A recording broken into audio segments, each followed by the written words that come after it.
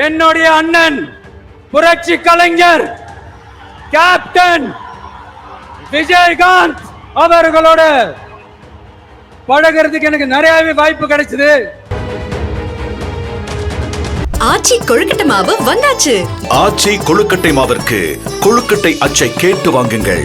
இந்த மதுரைனாலே உடனே ஞாபகத்துக்கு வரது சீறி பாஞ்சி துள்ளி குதிக்கிற யாருக்கும் அடங்காத காளைகள் விளையாடுற அலங்காநல்லூர் ஜல்லிக்கட்டு தான். நம்ம வைகை ஆறுதான் அழகர் ஆத்துல இறங்குற வைபவம். மதுரை மீனாட்சி அம்மன் இந்த மண்ணோட உண்மையான குணம், உணர்வு பூர்வமான மண் இது. அது மட்டும் இல்ல, இந்த மண்ணில் வாழ்ற மக்களும் அப்படித்தான் உணர்வு பூர்வமான ஆளுங்க. நான் இந்த மண்ணில் கால் எடுத்து வச்ச உடனே ஒரே ஒருத்தரை பத்தி தான் மனசுக்குள்ள ஓடிக்கிட்டே இருந்தது. அவர் யாருன்னு உங்களுக்கும் தெரிஞ்சிருக்கும். சினிமானாலும் சரி, அரசியல்னாலும் சரி, நமக்கு ரொம்ப ரொம்ப பிடிச்சது புரட்சி தலைவர் எம்ஜிஆர் அவர்கள் தான். அவரோட பழகிறதுக்கு எனக்கு வாய்ப்பு கிடைக்கல.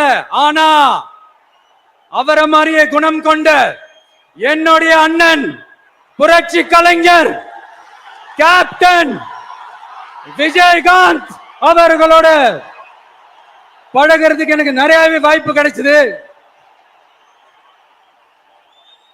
அவரும் இந்த மதுரை மண்ணை சேர்ந்தவர் தானே, அவரை மறக்க முடியுமா? தமிழ்நாட்டு மக்கள் உணர்வுபூர்வமா உண்மையா நம்ம பக்கத்திலே நிக்கிறவங்க, அதுக்கு ஒரு மிகப்பெரிய அடையாளம் தான் இந்த மதுரை மண். நம்ம தமிழக வெற்றி கழகம் கையில் எடுத்திருக்கிற அரசியலும் அப்படித்தான். உண்மையான அரசியல், உணர்வு பூர்வமான அரசியல், நல்ல அரசியல், நல்லவங்களுக்கான அரசியல், நாட்டு மக்களுக்கான அரசியல், நல்லது மட்டுமே செய்கிற அரசியல். இதோ நம்மளுடைய இந்த 2வது மாநில மாநாடு வாகை சூடும் வரலாறு திரும்புகிறது.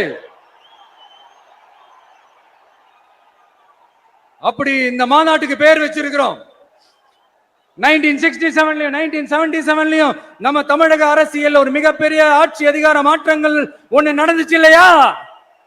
அதே மாதிரிதான் அடுத்த வருஷம் 2026ல அப்படி ஒரு வரலாறு திரும்ப போகுதுன்னு உறுதியா சொல்றதுக்கான மாநாடு தான் நம்மளோட இந்த 2வது மாநில மாநாடு. விக்கிரவாண்டி விசாலையில நம்மளுடைய ஃபர்ஸ்ட் மாநாடு நடத்தணும், வெற்றி கொள்கை திருவிழா.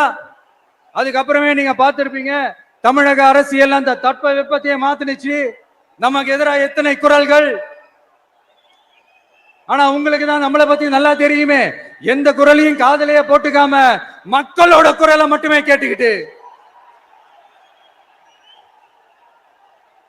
நமக்கு எதிராக வர அத்தனை கூக்குரல்களையும் சின்னதா ஒரு சிரிப்போடவே கடந்து வந்திருக்கிறோம்.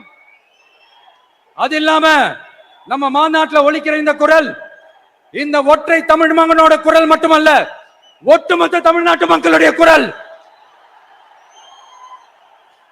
தமிழ்நாட்டில் இருக்கிற ஒவ்வொரு வீட்டில இருந்தும் ஒலிக்கிற குரல். ஆச்சி கொழுக்கட்டை மாவு வந்தாச்சு. ஆச்சி கொழுக்கட்டை மாவிற்கு கொழுக்கட்டை அச்சை கேட்டு வாங்குங்கள்.